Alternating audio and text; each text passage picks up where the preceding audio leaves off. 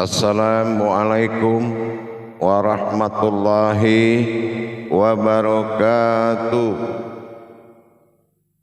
Alhamdulillah, alhamdulillahi rabbil alamin. Assalatu wassalamu ala asrafil anbiya'i wal mursalin Sayyidina wa maulana Muhammadin. Ashhadu an la ilaha illallah wa ashhadu anna Muhammadar Rasulullah. Allahumma sholli ala Sayyidina Muhammad Muhammadun musyabihil wal ikram ya wal jalil wal ikram wa tahirin wal mujahidina amma ba'du ibadullah. Alhamdulillah, segala puji syukur kita panjatkan kepada Allah atas segala nikmat, karunia, rahmah dan hidayahnya, serta dengan izinnya juga kita dapat menjalankan amanahnya, beramal dan beribadah zahir batin dunia dan akhirat. Bersalam kita tidak akan pernah kita lupakan. Marilah sama-sama kita sampaikan, kita junjungkan kepada Nabi Allah, Nabiul Akhirul Zaman, Rasulullah Muhammad sallallahu alaihi wasallam. Atasnya kalimahnya kita kalamkan dengan membacakan Allahumma sholli ala Sayyidina Muhammad wa ala alihi Sayyidina Muhammad. Alhamdulillah, bertemu lagi dengan saya Guru Mursyid Syekh Nur Muhammad Buya Irwan Maulana Al-Khalidi, Pasaman, Sumatera Barat. Tentunya dalam makom Majelis Zikir Ma'rifatullah Jakarta, Indonesia, dalam naungan Yayasan Islam Hidayatul Mubarakah Indonesia, dalam tayangan syiar YouTube Buya Pasaman Timur yang selalu kupas tuntas berbagi ilmu, amal dan ibadah demi meningkatkan iman dan takwa kita kepada Allah Subhanahu wa ta'ala. Jemaah, para hadirin dan hadirat, kaum muslimin dan muslimat dimanapun berada, saudaraku semua, hamba Allah yang dirahmati Allah rahimakumullah. Manusia adalah sebuah wujud dari Allah. Manusia adalah ahyan kerajiahnya Allah, yaitu tempat manusia menyandarkan rasa dan pandangan. Manusia berasal dari kodrat hayat nurnya yang nyata. Mim nun shin iya. Manusia adalah hayatnya Allah yang menghidupkan segala yang hidup, terutama pada makom Rabbil Alamin. Mengetahui kekolipahan derajat Allah pada umat, tentulah kita akan mempelajari kehidupan dan yang hidup. Kehidupan mulai dari kodrat sampai wujud, itu semuanya adalah hayatnya Allah. Dalam pertemuan kita pada waktu dan kesempatan yang sangat kita muliakan ini, saya akan memberikan wawasan dan pandangan, mudah-mudahan bermanfaat buat kita. Kalau kita tidak tahu tentang pandangan sebuah kehidupan yang berhubungan dengan Allah, bagaimana bisa kita memuliakan derajat Allah di alam ini kalau tidak tahu kita tajali kehidupan demi kehidupan? menyatukan kehidupan dengan yang hidup, tentunya kita harus melihat kodratnya.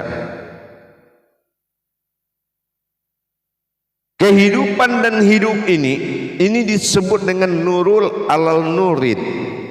Artinya ada yang hidup di dalam kehidupan, ada cahaya di dalam cahaya.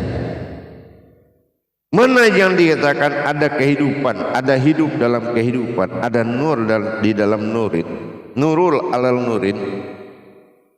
Kita akan menghitung. Kalau kita tahu kita sebagai umul hayat, ma'ul hayat, ibu kehidupan adalah kodrat.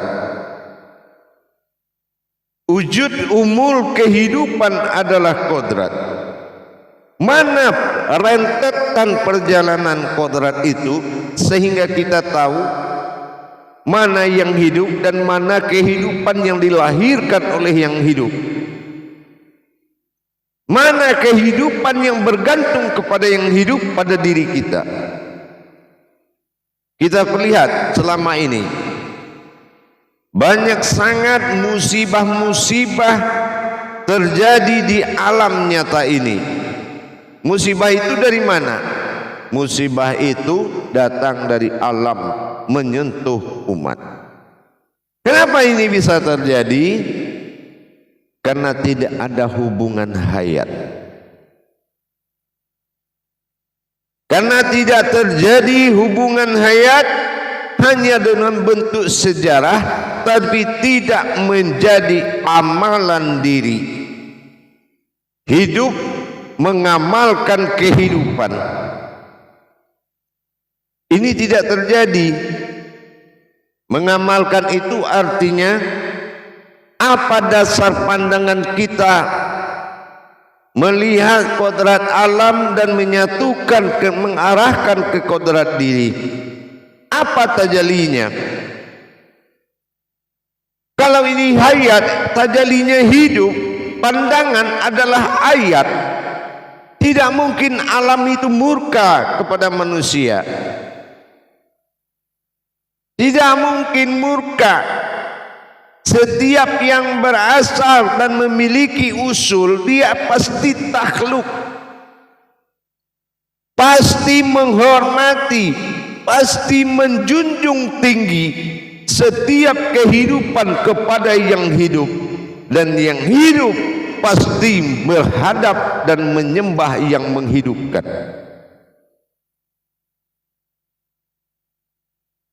Dalam hal ini saya akan menyampaikan tauhid mana nurul ala nurin.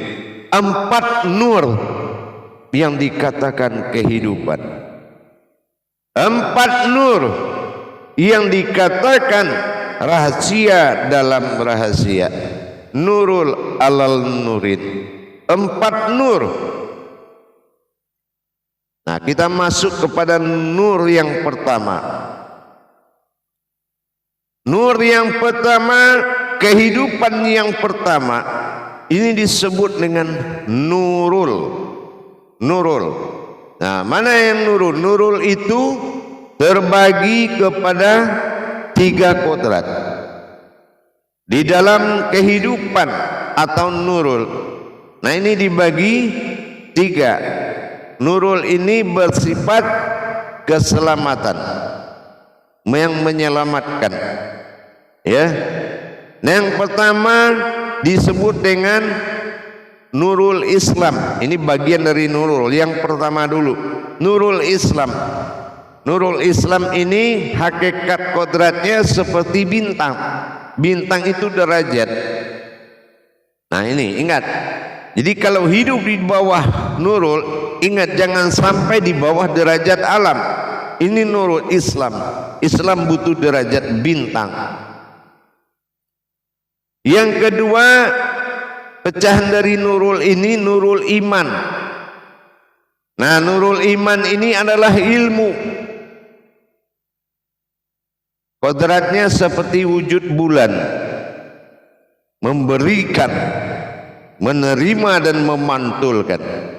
Ini namanya nurul ilmu. Nurul iman bernama kodratnya ilmu, wujudnya bulan. Yang ketiga nurul, pecahan dari nurul adalah nurul ihsan. Nah ini matahari memberikan kehidupan. Nah itu adalah kodrat. Dan ini adalah fungsi alam. 3 kodrat. Nah itu dalam satu nurul. Itu kita laksanakan. Bahwasan ini adalah kehidupan. Harus ada derajat, harus ada ilmu. Dan harus hayat di dalam nurnya Allah. Ini nurul ihsan. Jelas keumatan, jelas ilmu, dan jelas kodratnya.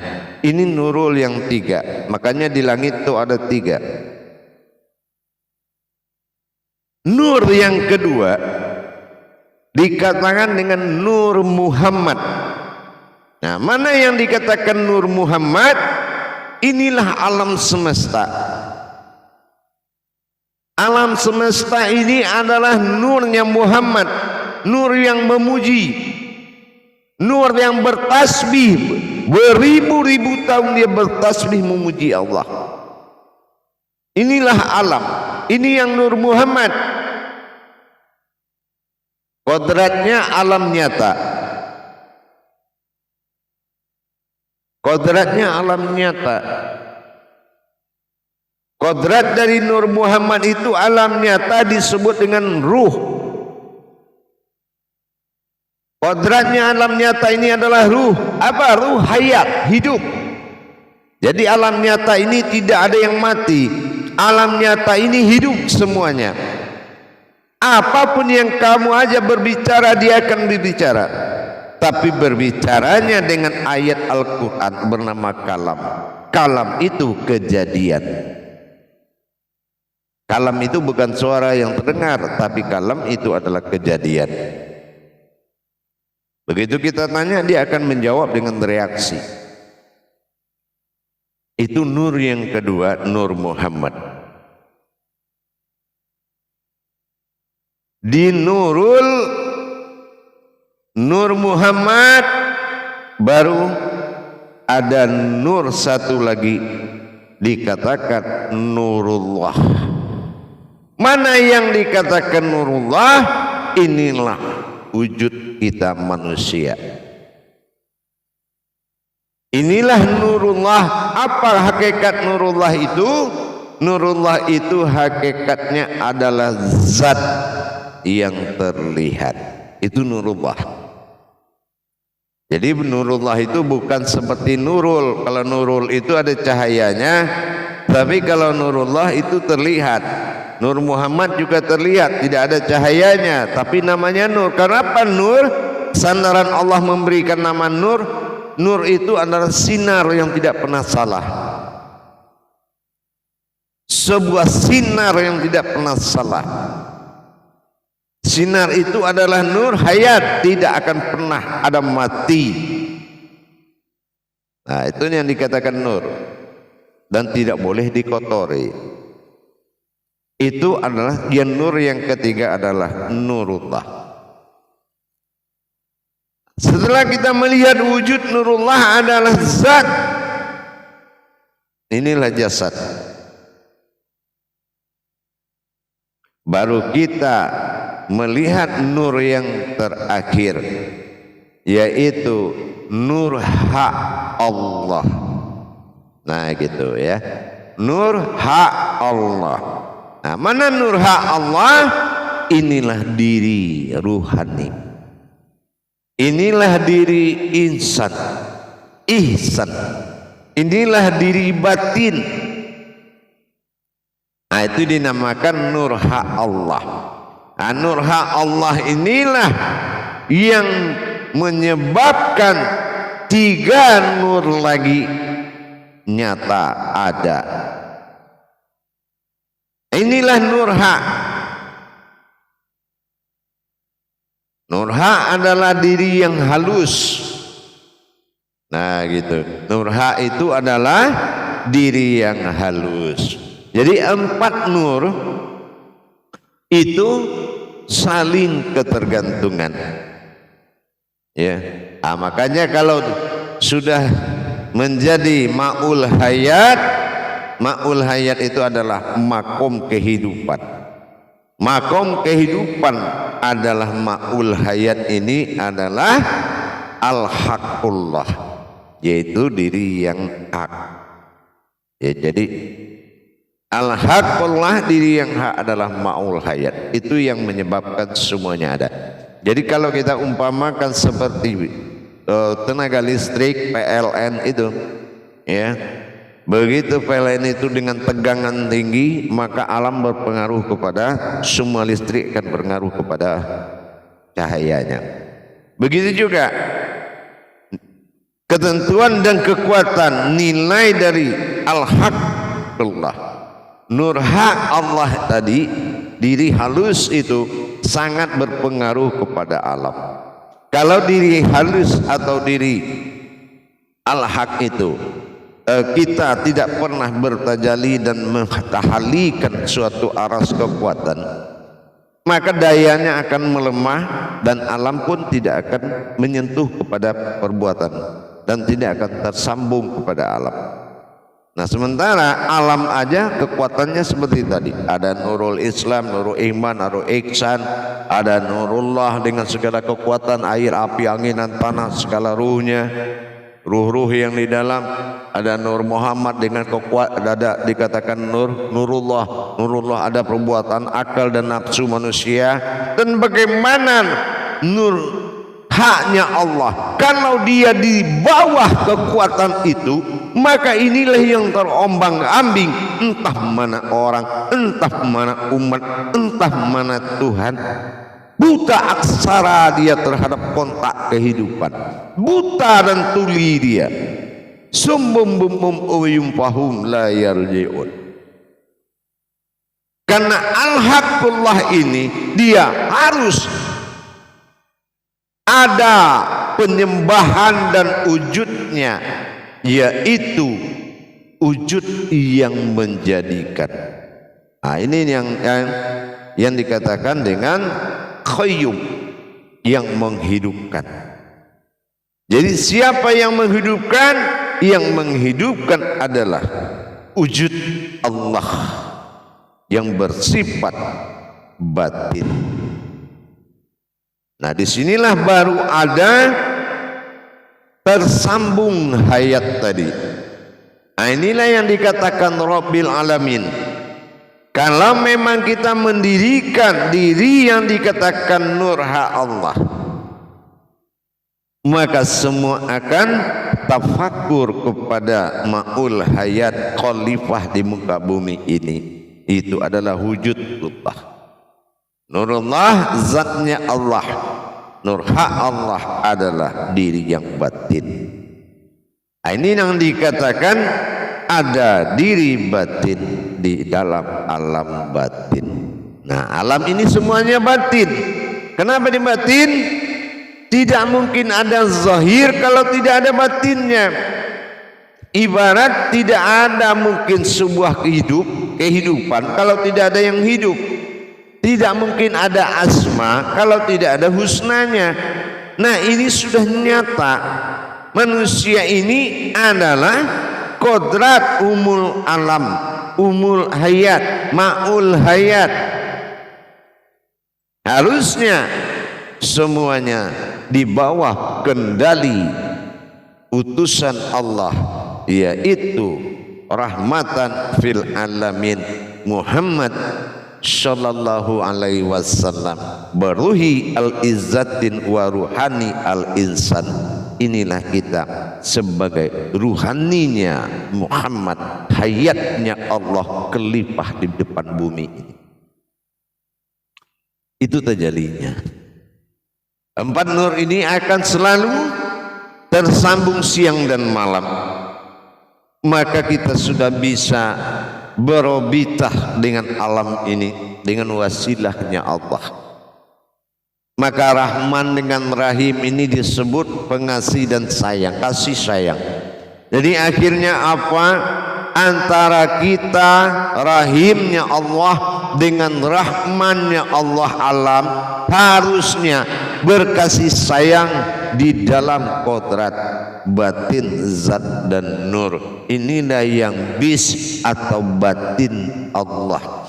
Jadi kalau sudah datang penghulu dari alam itu tadi, dari yang kodrat yang empat itu, kalau hayatnya nur hak Allah itu maujud hadir ke tengah-tengah empat nur tadi, maka disinilah terjadinya sebuah wala tafaraqu la bismillah. Mudah-mudahan dengan hadirnya yang menghidupkan empat nur tadi, qayyumnya adalah billah, batinnya Allah ini adalah awal muasal semua ada. Yang maujud batinnya disebut dengan wujudnya kunah, zat yang berdiri, dan kunal adalah zat yang didirikan. Inilah alam. Tapi kunah adalah zat yang berdiri. Ini adalah diri.